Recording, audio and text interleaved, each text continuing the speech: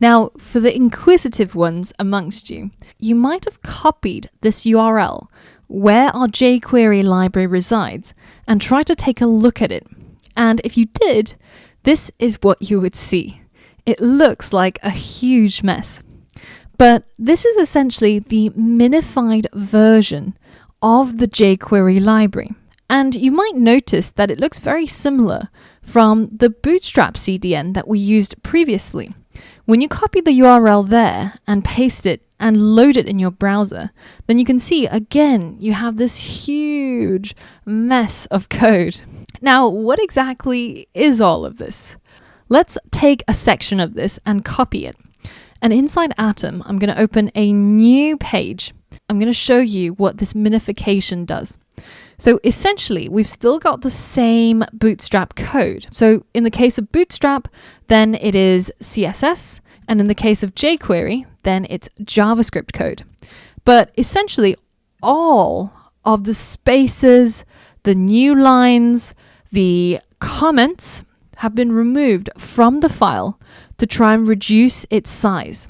But you can see that as I've been combing through this and separating out these lines into the familiar formatting that we're used to, then you can see that it's just CSS code.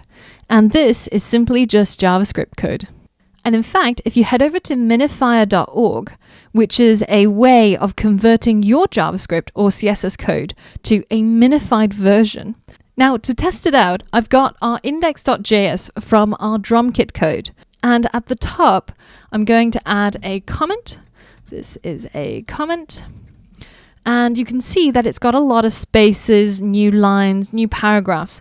But we're going to copy its entirety by just hitting Command or Control A and then Command or Control C. And then we're going to take it over to our minifier and we're going to paste that in. And now we're going to select JavaScript and hit minify. And you can see that it's just crunched everything together and got rid of our comments. So now you can see that our original script was 1,539 bytes. Our minified script is only 1,113 bytes. So we have gained 426 bytes, making our file smaller and therefore quicker for our users to load. And this is exactly the reason why we minify our JavaScript or our CSS, because all of this code has to be loaded up by your user's browser. Now, depending on their internet speed, that may take a short time or a long time. Now, because the browser doesn't care about tabs, indents, spaces, and comments, it completely ignores all of it. There's no point asking the user to load up all of this unnecessary information. And by minifying it, we get rid of those things and make our website load much faster. So if you download the jQuery library straight up, then you'll see something that looks a bit like this. Now, as with all libraries, they'll come with a standard version that is human readable, and they'll also have a minified version that's just intended for the browser.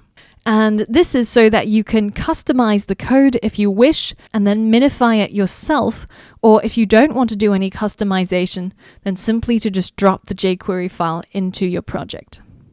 All right, so in the next lesson, we're actually going to be getting down and dirty and actually exploring all the things that you can do with jQuery, starting by selecting elements. So for all of that and more, I'll see you on the next lesson.